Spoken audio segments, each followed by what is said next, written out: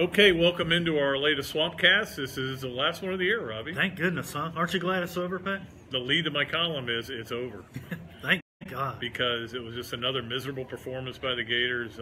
And, you know, look, these guys played hard, and the defense, I thought, played really well. I mean, they gave up a couple plays, but in the fourth quarter, they had to be a little bit worn out. I think it was like 218 or something like that is all the yardage they gave up. 216, I think it was. These are two bad offenses, and they showed it in the game.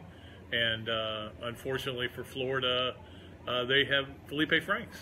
I've never seen a performance quite like that where he impacted the entire game, the outcome of the game.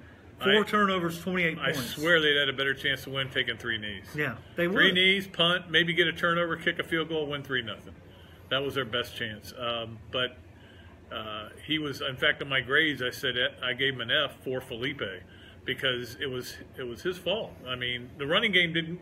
It had its moments, but for the most part, it averaged 2.8 yards a carry, and that's not good enough. And he had no time. He was sacked 5 times, bad. And the fumble, I can't blame him too much on that. Well, no, Jawan Taylor whiffed. Yeah, it was totally a complete whiff, and he had no chance there. So, but at the same time, you know, staring down receivers on a pick 6. That was bad. That was bad, and that kind of turned the game. And that's when you went, well, and it should have had another pick 6, but of course, Matt Thomas with literally the stupidest play in the history of college football. A little celebration dive fell short. Wasn't he? I don't even know what it was. I don't know. Yeah, you stay on the Lane Kiffin train, okay?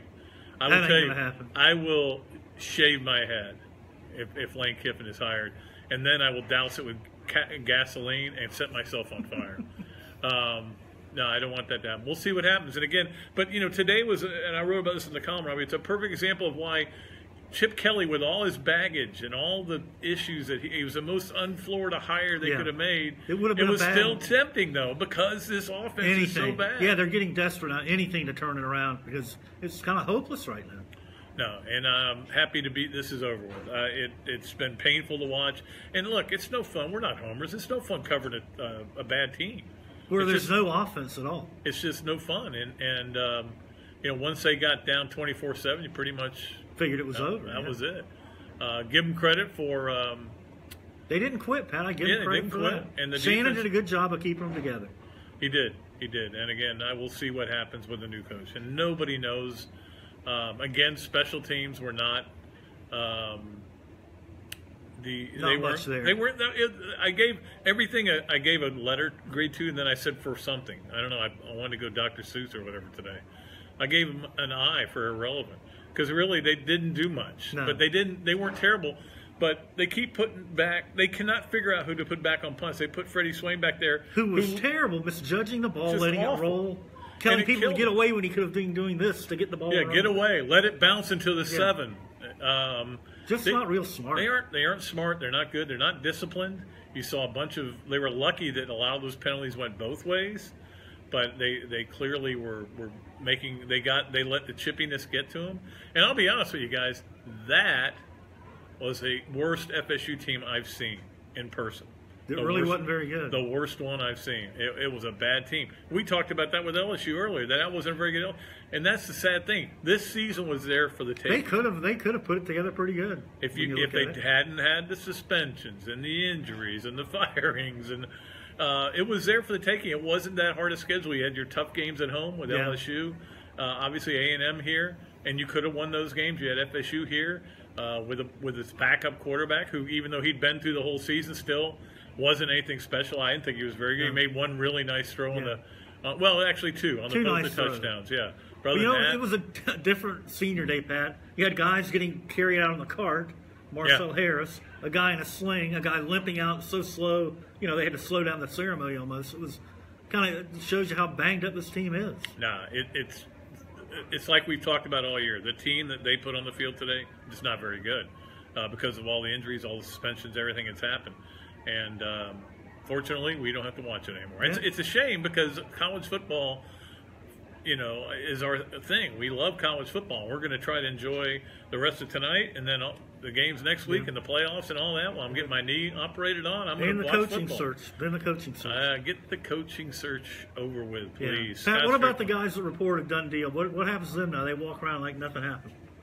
The guys that reported it was a done deal. They don't understand. They were vetting assistant coaches, and they made it up. They don't understand what done deal is. You can't say something's a done deal, but then something fell through. Then it's not a done deal. No. There was never an agreement of any kind. And guys, this is what I've talked about.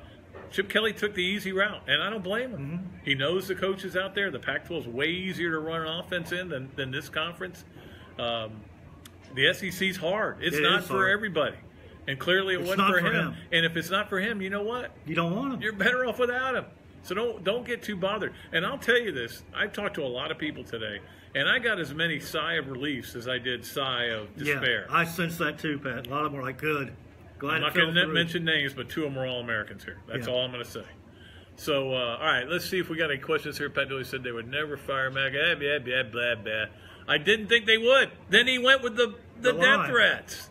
You know, they weren't going to fire him. But the death threats are what he gave him a reason. He gave him a reason to. I wasn't counting on that. Did I see the basketball game? I'll tell you a quick funny story. I couldn't. There's no way I was going to stay up for that. I went to bed at 1:30 in the morning. My daughter, 16-year-old Kelsey, came running in and says, "Dad, you got to get up. It's double overtime." All right, I'll get up. I watched it. Then I went back and watched the game again. So we'll see. Sad with all the resources at Florida, blah blah blah. Unbelievable. FSU was crap. Yep, just sad. Sad Seminoles against the gloomy Gators is what it was. It was. Haircuts got shorter. Yes, he did get a haircut. Got them all cut. Lane Kiffin wants to be here. I don't care. He says that, but how long would he want to stay here? I don't care. Look, if it ends up being him, then I'll cover him. That'll be my job. But what do you think the next QB will be? That's a great question, and I don't think any of us have any idea what the answer is. We still don't know if Matt Corral's going to come here. We don't know if they're going to go. If the new coach will go get somebody else. Will there be a transfer? Yeah, it depends on who the coach is, really. Maybe Igor can play quarterback. Yeah, get him another year for that. Okay, how was the crowd today? It was packed. It was great. A lot of Seminoles, though. Yeah. I will tell you, they were all over the stadium, and that's disgusting. You got to hear them right below us on the alumni side. And I will tell you that as Mac moved away from Gainesville, I know they they have an offer on their house. Taggart's the name to watch. I predicted that when the search started. Taggart is a guy, I can tell you, would come here in a heartbeat.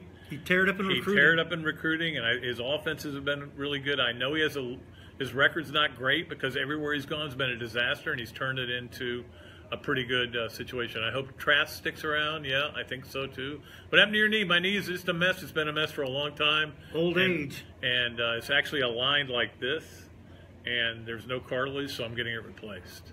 Better strength coach will help with injuries. I think it will, but I can tell you there'll be a new strength coach. There's no doubt. There would have been a new strength coach no matter what. They are pretty fed up with that situation. So that's a huge factor. Why would Frost not go to Nebraska? Well, here's why he wouldn't. I'm not saying he won't.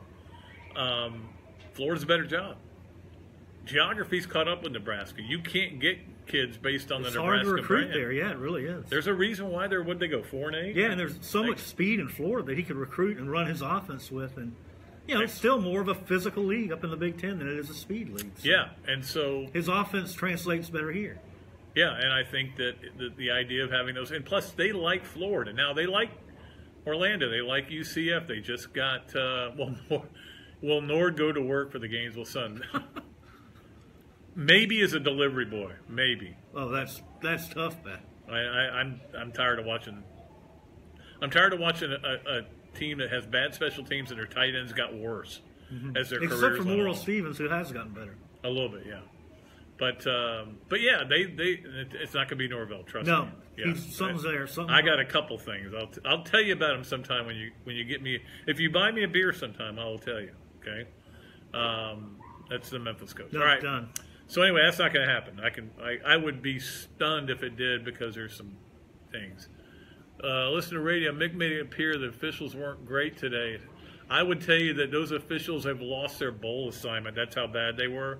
There was one play. They called face mask on CC, which wasn't a face mask, and missed two personal fouls, one on Florida and one on FSU, that were blatant right in front of them. The hit right behind the official there was But there was targeting, too, and they missed that. So, no, they were idiots. Absolutely. But you always have to play around officials, okay? It's just the way it is in sports. Officials are going to make mistakes. They are they're dummies. for the most part, and I don't think they do it on purpose. In fact, I'm 90% right. They don't do it on purpose, but Mike Leach to UF. I would like that kind of. You would like it. My wife would never go to another game. A little too much misogyny there. Okay. Do you see his rant about marriage? Yeah, but it's all against women. Everything he says is against women. So anyway, clear up the confusion with number 5 for the Noles, who apparently got ejected. Yeah, you got 2 personal fouls. You get 2 personal fouls, you're out. Chip Lindsey. Okay. I've got sources that tell me that there could be a big surprise candidate here, so we'll see. But I don't want to say anything and be way wrong. We don't do that kind of thing. All right, that's going to do it for our Swampcast. We hope you guys have enjoyed them all year. And like I said earlier, I'll be doing a Monday post-game podcast as well as, and that's going to do it for one. Then I'm going to get your knee cut. Get my knee cut up. All right.